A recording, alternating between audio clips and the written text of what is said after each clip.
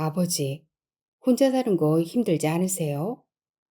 여태 혼자 산 걸 이 나이에 할망구라도 얻어 살까?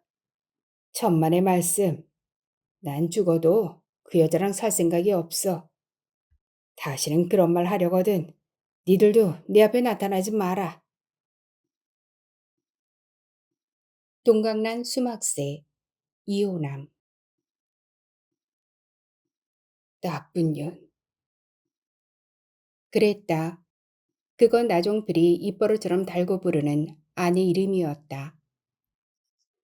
코올리게 어린아이들을 재우고 있는 나종필의 입에서는 더운 열기가 풀풀 나는 육직거리를 연신 내뱉고 있었다.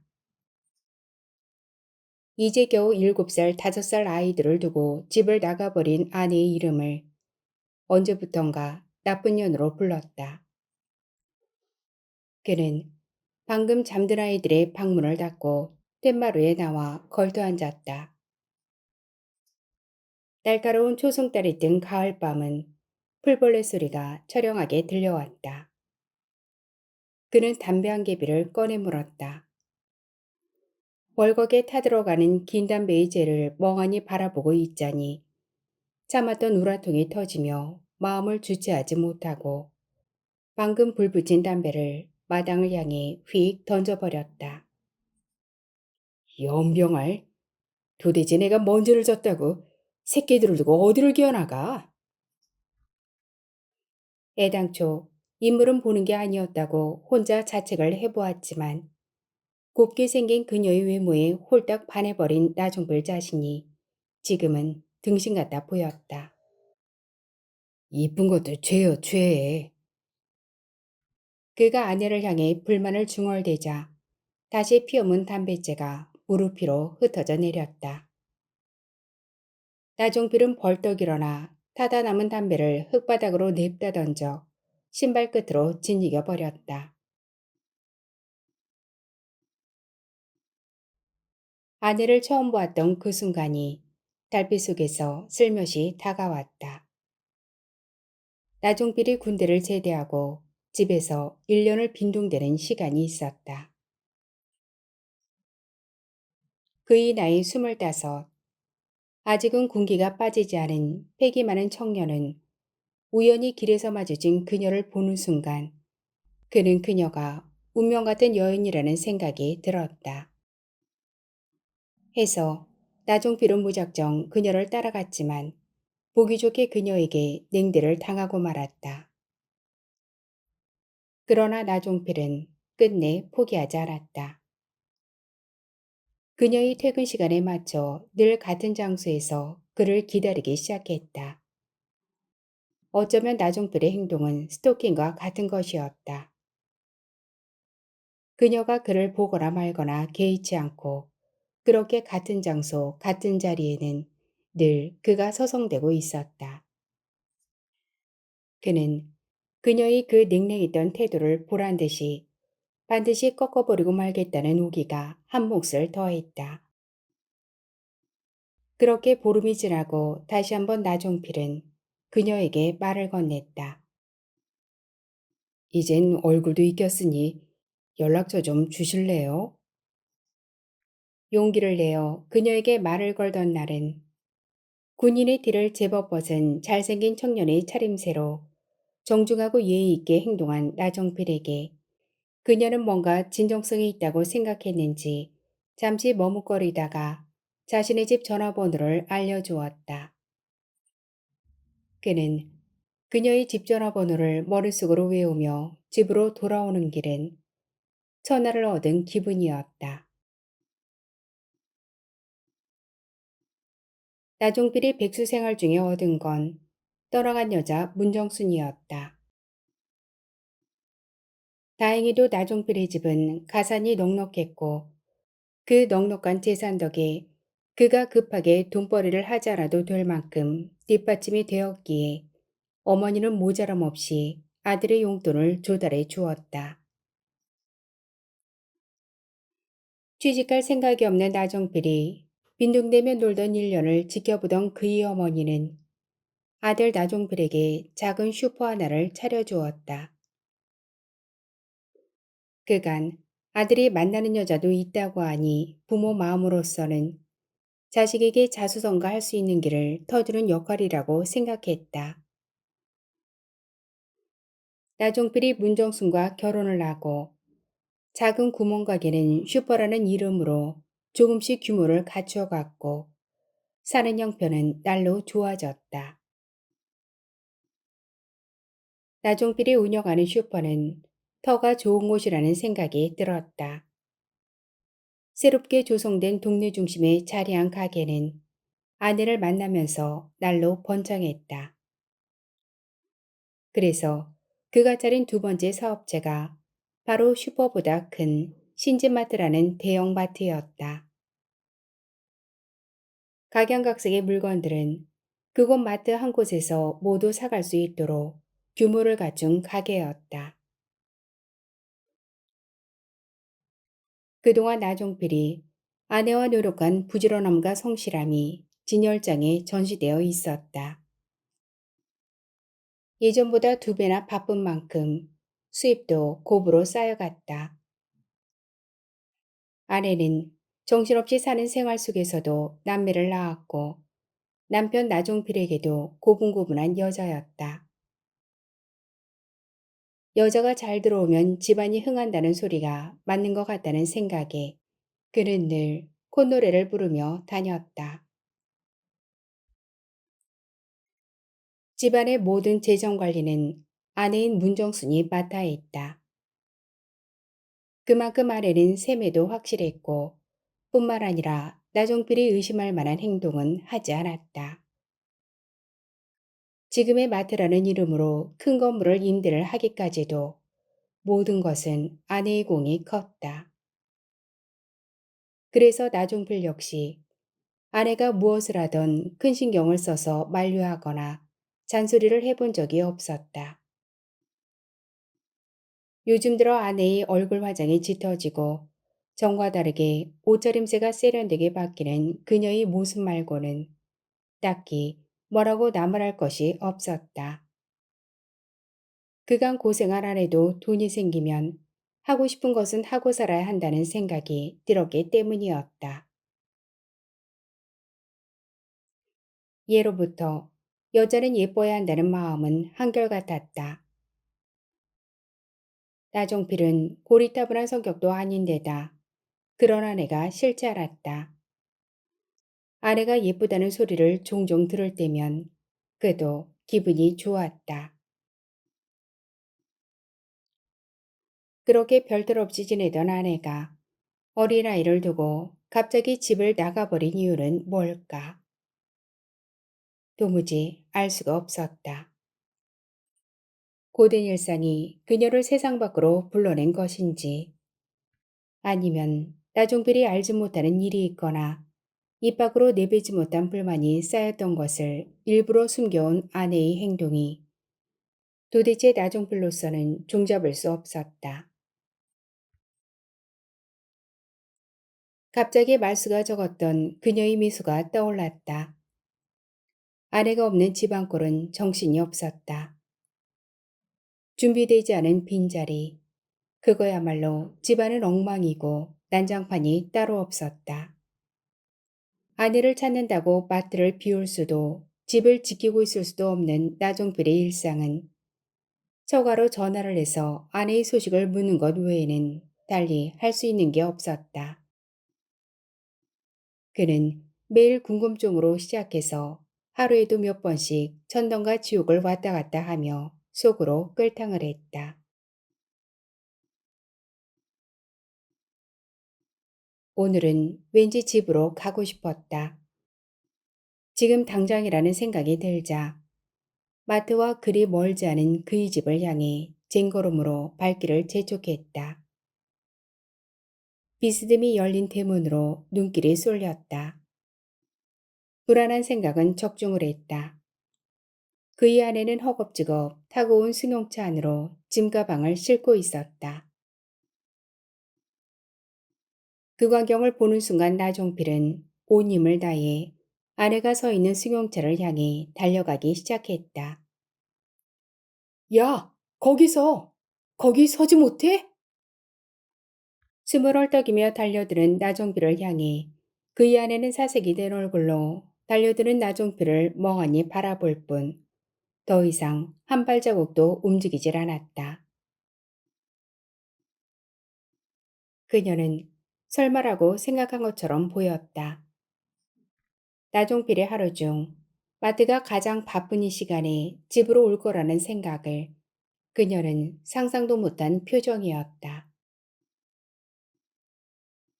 아내는 아무런 언질도 없이 집을 나갔지만 필요한 물건들을 챙기려고 살며시 들린 것 같았다. 나종필의 표정이 일그러지며 순간 그의 소나기에 힘이 들어갔다. 쏜살같이 달려가 아내의 팔목을 잡는다는 것이 바닥에 휘어잡힌 블라우스가 찢어지며 서너 개의 단추가 바닥으로 떨어졌다. 그는 개의치 않았다. 그리고 잡고 있던 그의 아내를 힘껏 바닥으로 내둥댕이 쳤다. 이유를 말해. 뭐 때문인지. 너는 어린 새끼들이 불쌍하지도 않아? 반울음이 섞인 나종필의 흥분한 목소리가 쩌렁쩌렁 동네를 울렸다. 그리고 독한 년이라고 욕설을 내뱉었다. 그의 아래는 찢겨진 블라우스를 움켜잡고 쏜살같이 일어섰다. 선량했던 눈빛은 표독스러운 살기로 변했다. 그리고 아내는 입을 열었다. 난 당신이 싫어. 네가 싫다고. 네 새끼니까 네가 키워. 당신이랑 사는 게 지겨워. 뭐라? 난데없는 그녀의 반박에 할 말을 잃은 건 나정필이었다. 그래? 살지 마라. 바람이 나도 단단히 난 너랑은 나도 살기 싫다. 아내가 타고 온 승용차는 시동이 꺼져 있었다. 조용히 운전석에 앉아 나종필과 그녀의 행동을 말리지도 않고 바라보던 남자의 모습이 나종필이 섬뜩한 눈빛 속으로 빠르게 들어왔다. 저놈을 어디서 봤더라? 그는 화풀이로 승용차의 옆 문짝을 냅다 걷어차며 아내를 향해 그놈이 저놈이냐 하며 소리를 쳤다. 그러나 그 남자는 차 안에서 미동도 하지 않았다. 그는 승용차 손잡이를 당겼다. 아내가 타고 온 승용차 안의 남자를 밖으로 끌어내린 나종필은 그 남자를 두들겨 패버리며 한바탕 소란을 피웠다. 나종필이 이리저리 폭력을 가하면서도 얼핏 바라본 그 남자의 모습은 말쑥하여 지금의 나종필의 외모와는 비교도 되지 않았다. 파리가 미끄러질 것 같은 검정 구두와 칼주름이 잡힌 슈트도 폼이 났다. 나종필이 잡고 흔든 옷과 유리알 같은 그 남자의 신발은 흙먼지로 엉망이 되었다. 나종필이 감정을 주체하지 못해 씩씩거리는데 갑자기 그의 머릿속에 그 남자의 정체가 떠올랐다. 너? 우리 가게 자주 오던 그놈이지? 한강 카바레 제비. 나종필과 실랑이를 벌이던 아내와 그 남자는 잽싸게 승용차를 몰고 나종필의 눈앞에서 멀어져 갔다.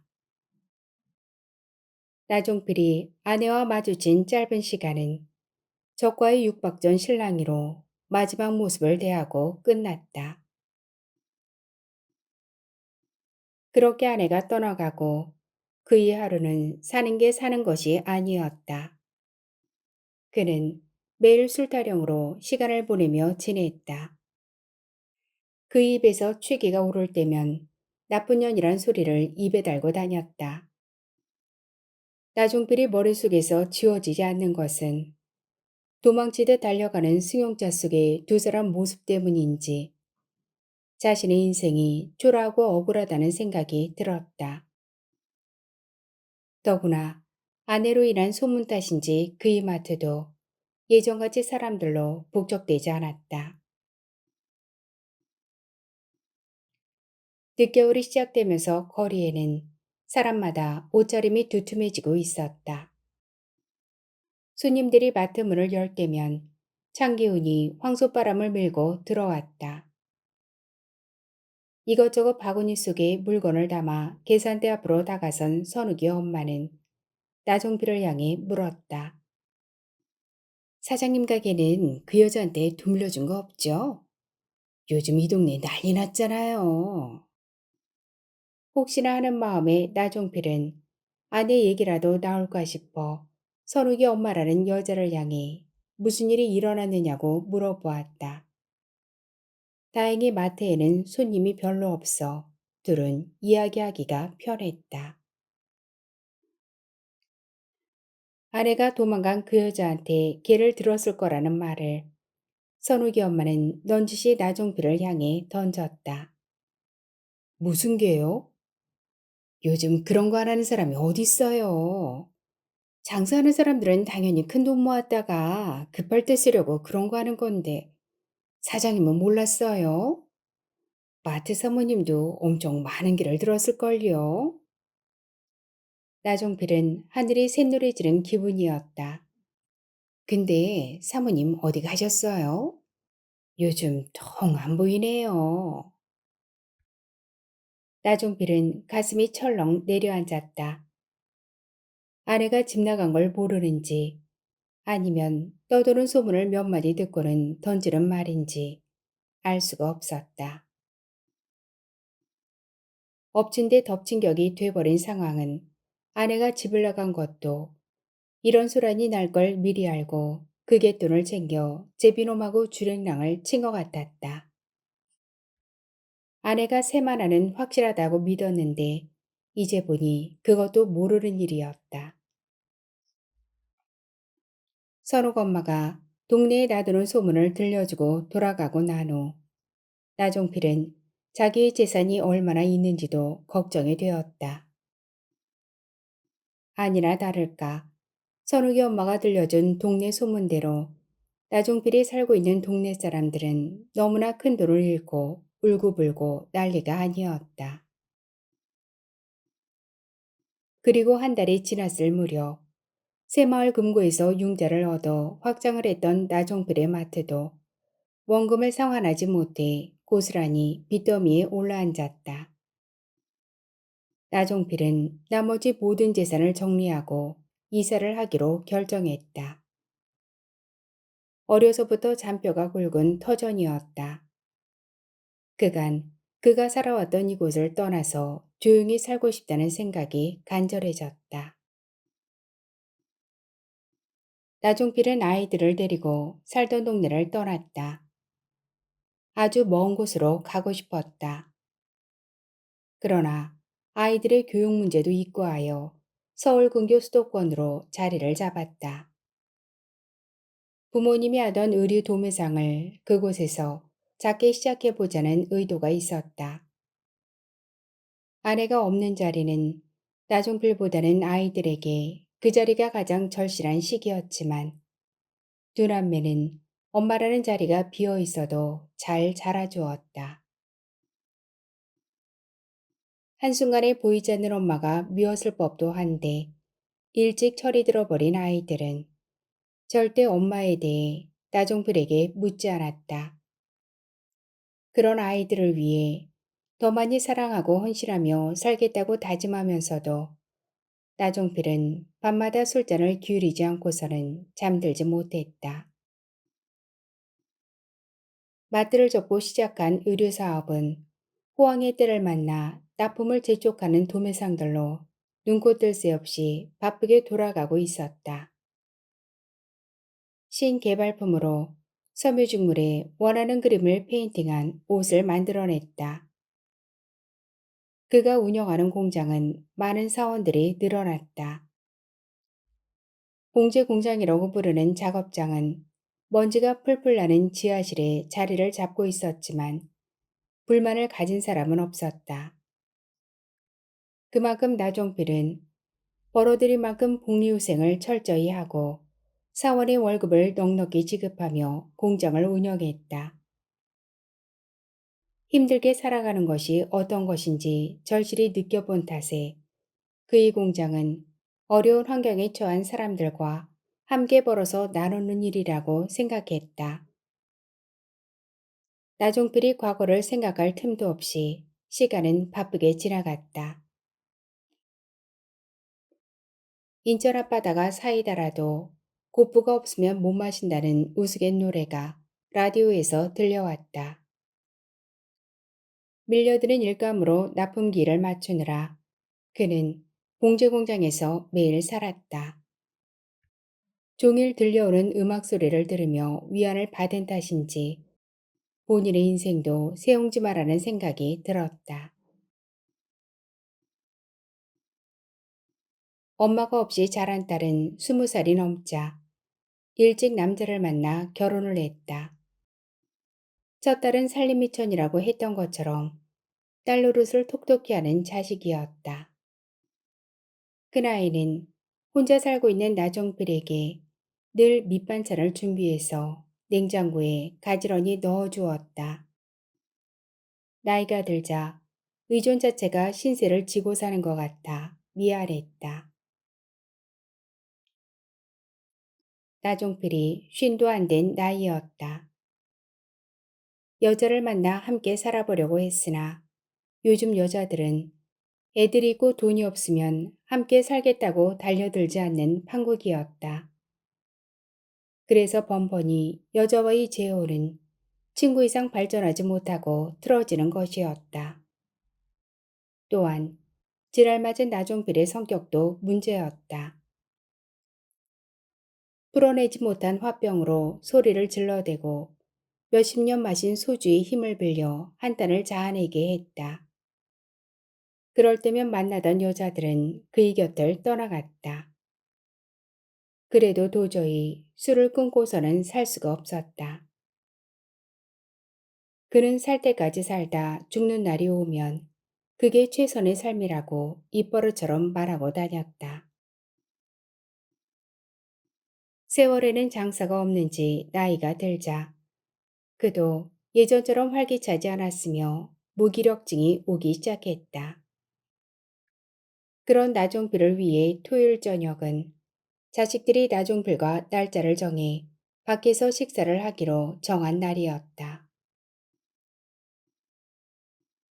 그의 아들 자가 나종필을 태우고 서서히 움직였다. 골목을 빠져나가는 승용차 안에서 나종필은 자식들에게 짐이 되지 않는 방법을 생각했다. 빚더미 마트를 접고 아이들을 데리고 이사를 하던 생각이 떠올랐다. 그땐 마음도 추웠고 의욕도 없었다. 아이들은 고생하며 컸어도 지금은 대견하고 자랑스러웠다. 아내 없이 살던 그의 집은 결손가정이 되었지만 나종필의 자식들은 표정이 밝았다. 마음이 애어른 같아 속이 깊었다. 고생하는 아버지 나종필의 뜻을 한 번도 거슬리지 않고 자라주었다. 그것만으로도 그는 너무나 감사했다. 엄마의 사랑을 받지 못하고 성장하는 안타까움. 그런 아픈 사랑의 밑바탕에는 나종필의 어머니가 곁에 있어 견딜 수 있었고 버텨낸 것 같았다.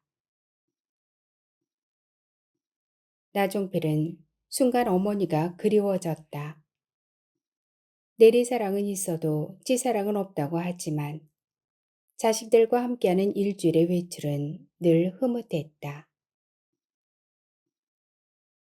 나종필의 나이도 이제는 고1을 넘긴 나이가 되고 보니 돌봄을 받는 건 본인이 되었다는 생각이 들었다. 예전처럼 발걸음도 가볍지 않았다. 하나씩 늘어나는 약봉투를 볼 때마다 허탈한 생각이 들었다. 만약 그가 몹쓸 병에 걸려 시간을 연장한다면 생명을 연명하지 않겠다는 서명을 미리 해두었다. 부모가 자식의 인생에 불편을 주는 것은 자식들에게 또 다른 고통이라고 여겼다. 그러니 사는 날까지 소중히 살다 죽을 때도 쉽게 떠나자는 그의 생각이었다. 승용차가 주차장 바닥에 깔린 자갈을 밟아대며 후진을 하자 살짝 졸음이 오려던 눈을 비비며 그는 자세를 고쳐 앉았다. 풍광이 좋은 음식점이었다. 아이들을 따라 들어간 곳은 전통 일식집이었다. 아들의 제안으로 모처럼 외식을 하기 위해서였다.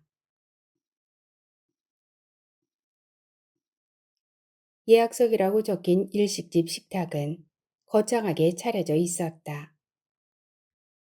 커다란 접시 위에 난꽃잎으로 장식을 두른 횟감들이 겹겹이 얹어져 먹음직스러웠다. 다른 날과는 조금 다르게 오늘은 나종필의 생일상을 받은 기분이 들었다. 순서대로 나온 음식을 반쯤 비웠을 때 말수가 적은 아들이 아버지를 향해 말을 건넸다. 아버지, 혼자 사는 거 힘들지 않으세요? 뜬금없이 던지는 소리가 아닌 것 같았다. 여태 혼자 산 걸 이 나이에 할망 거라도 얻어 살까? 나종필은 아들의 물음에 실없는 소리를 받아치기라도 할 것처럼 대받아 넘겼다. 음, 그 아들이 잠시 머뭇거리자. 왜? 무슨 소리 하려고 그래? 나종필의 물음에 이번에는 조용하던 딸아이가 입을 열었다. 아버지, 그냥 들어보세요. 화내지 마시고요. 이제 연세도 있고 몸도 예전 같지 않으니까 엄마랑 같이 사시는 건 어때요? 엄마라는 말에 나종필은 피가 거꾸로 솟는 것 같았다. 엄마란 나종필의 도망간 아내를 일컫는 말이었다. 니네들 지금 미친 거 아니야? 어디다 그 여자를 입에 올려? 그 여잔 너희 엄마가 아니야. 나종필은 조금 전 입안에 넣었던 음식들을 모조리 뱉어버리고 싶었다. 그리고 그의 눈가에는 자식들을 향한 배신감이 밀려들었다.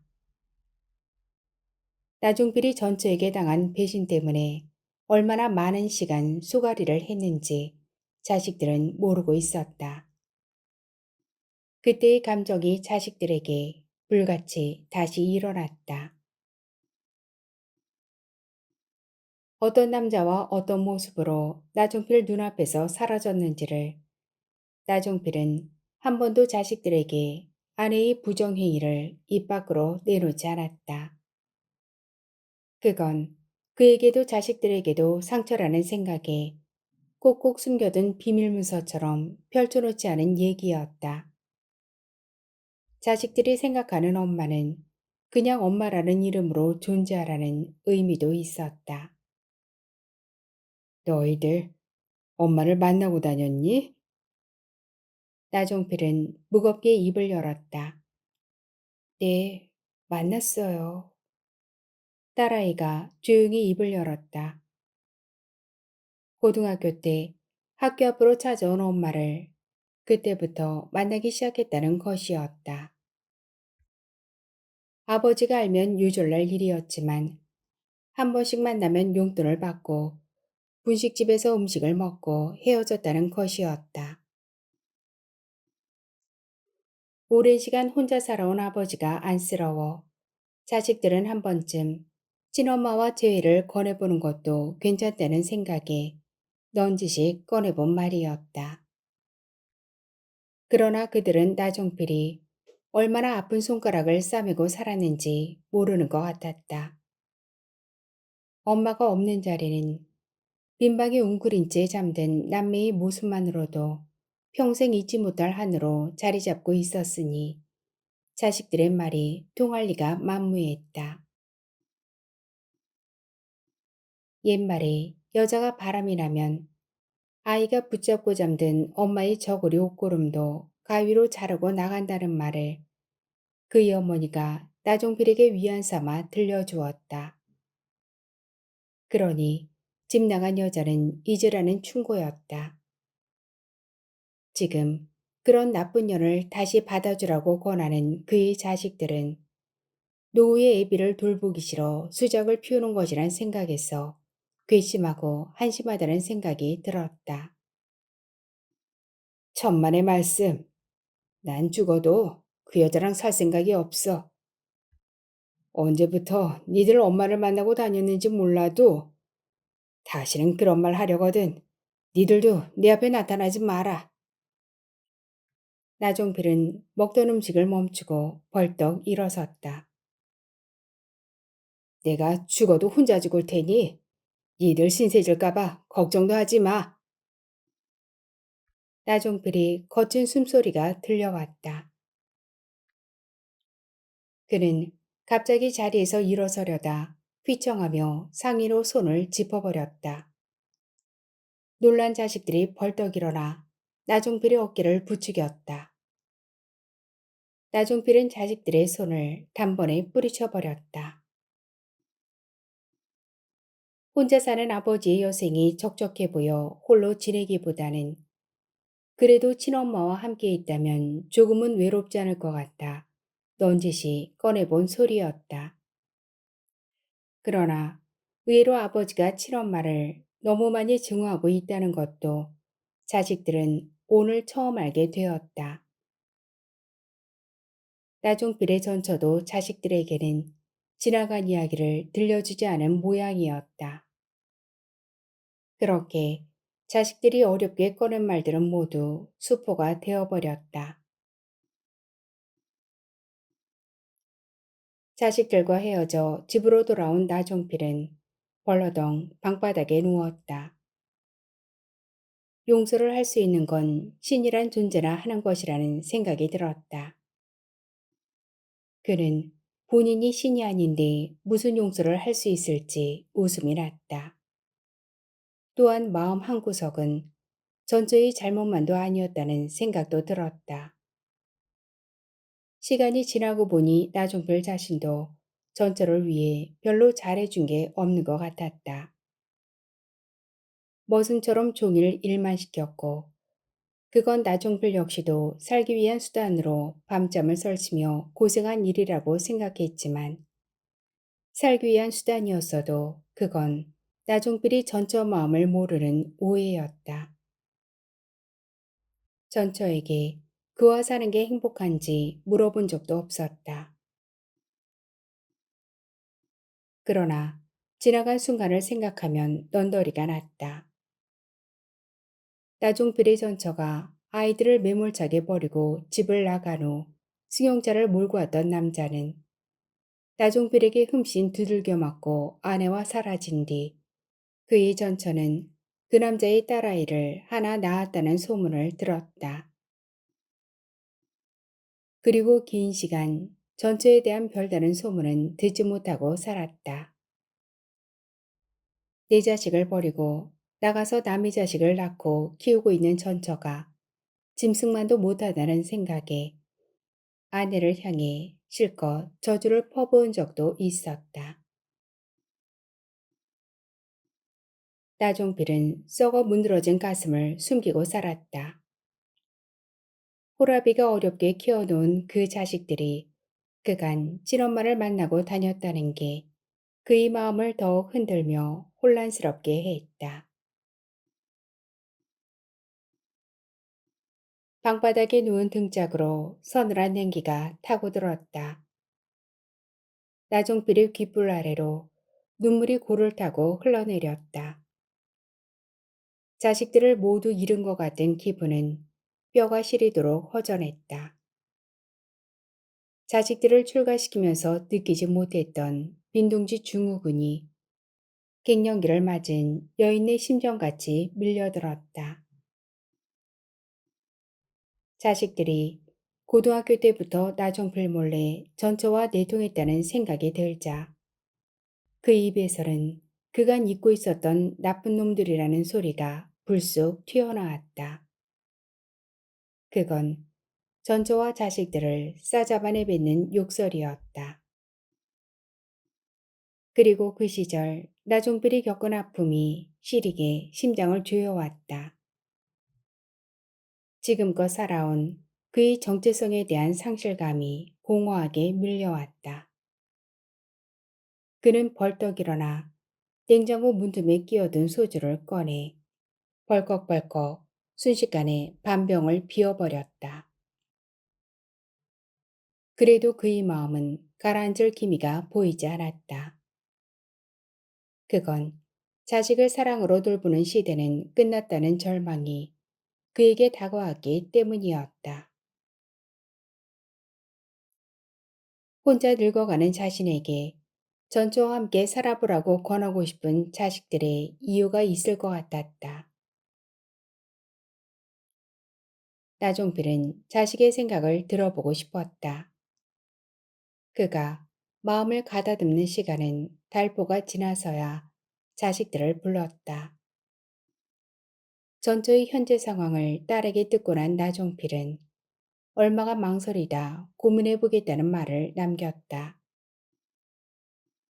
자신은 전처에 대한 미련이 없을지라도 자식들에게는 경우가 다를 수 있기에 자식들의 마음을 먼저 존중해 주기로 생각했다. 딸아이가 다녀간 뒤로 나종필은 더 큰 고민에 쌓여가기 시작했다. 전처가 재혼한 사람은 이미 세상을 떠난 지 오래되었다고 했다. 전처도 나종필과 비슷한 처지로 혼자 지내는 것을 보자 자식으로서는 같은 집에서 부모가 같이 사는 것도 위로가 될 것 같아 의견을 물어보았다고 했다. 어린 자식을 버리고 떠났으면 보란 듯이 잘 살 일이지. 이제 늙음하게 혼자 되어 탈 없이 지내고 있는 나종필 자식들의 짐으로 돌아왔는지 전처가 괘씸했다. 나종필의 마음과는 달리 나은정, 아니 엄마라는 이름은 그의 자식들 가슴에는 그리움이었다는 생각이 들었다. 엄마의 얼굴을 분명 또렷이 기억할 나이였으니 그럴 만도 할 것 같았다. 나종필의 세월은 이제는 전처와 지나간 흔적일 뿐 자식들은 이해하지 못하는 깨진 부부만의 갈등. 그 감정은 나종필 외에 그 누구도 알지 못했다. 모르는 것은 알지 못하는 것에 비하면 마음이 편한 법이다. 그러나 알고 있는 것을 모르는 척하는 것은 마음이 편치 않아 속 시끄럽게 불편했다. 그가 하루하루 불편한 마음이 생긴 건 전처에 대한 이야기가 오가고 난 후 나종필이 더 큰 고민에 빠진 이유가 되었다. 그의 생각은 혼자 사는 게 편하다고 주장했다. 그러면서도 자신의 진심이 무엇인지 가끔씩 헷갈리며 그렇게 미웠던 전처에게 서서히 연민의 감정이 생기는 것 같았다. 천년만년을 잘 살 것 같이 떠났어도 마지막은 혼자 돌아온 전처의 빈손. 이제라도 잡아줘야 하는 건지 아닌 건지도 마음이 혼란했다. 부부로 만났던 문정순과 나종필의 운명은 태어날 때 붉은 홍연을 묻고 만났을지라도 그의 마지막 인연만큼은 그 여자가 아니길 바랬다. 전처를 아이들의 엄마라는 이유로 받아들인다면 둘의 사이가 아무래도 서먹서먹할 것 같았다. 아니, 그럴 수는 없어. 마음은 입을 통해 혼자 말을 했다. 그가 당한 고통은 가슴속에 앙금처럼 쌓여 있어 아직도 용서할 수 없었고 마음도 용서할 준비가 되어 있지 않았다는 걸 느꼈다. 그러나 나종필이 고독하게 혼자 살다 생을 마감하면 자식들에게 큰 짐이 될 것 같아 부담스럽다는 생각도 들었다. 그럴수록 그는 마음이 우울해졌다. 나이가 들수록 친하게 지내고 싶은 사람은 더욱 만나기 힘든 시기가 되었다.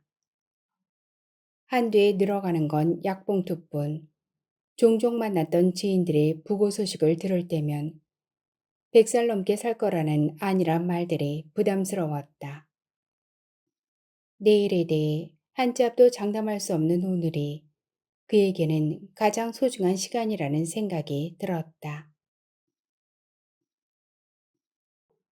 그나마 다행인 건 아직도 나중별 자신은 혼자 먹고 살 수 있는 돈벌이를 할 수 있다는 것이었다.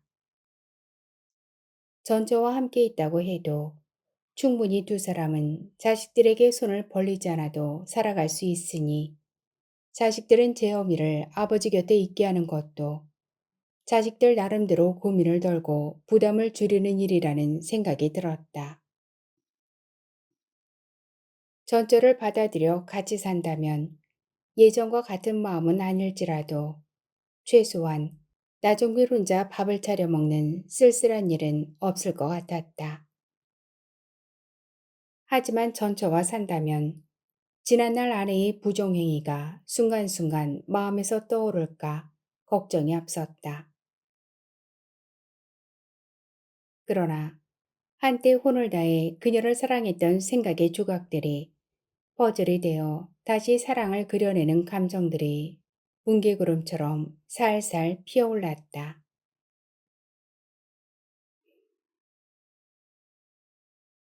그의 무덥던 여름은 열대야의 심한 열기를 거두고 가을비를 불러들였다. 한 번씩 빗줄기를 쏟아붓고 떠난 하늘은 높고 푸르게 다가와 있었다. 그가 자식들과 생각해 보겠다던 대화가 오간 지 5달이 되어가고 있었다. 차일피일 미루던 나종필의 고민은 해결될 기미가 보이지 않았지만 그리 쉽게 잊고 결정할 일들이 아니라는 생각에 늑장을 부렸다.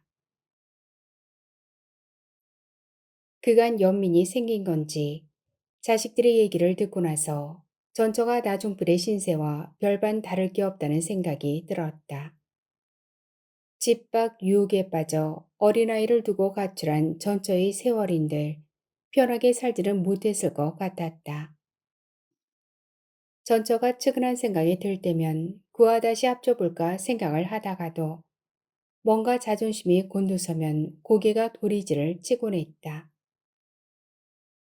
어떤 방법이 자식들의 마음을 편하게 하는 건지 그는 알면서도 엄두가 나지 않았다. 아니, 자식들의 아버지로서 그동안 엄마가 비웠던 텅 빈 공간의 자리를 지금이라도 채워줘야 맞는지 양갈래 길에서 고민으로 다가왔다.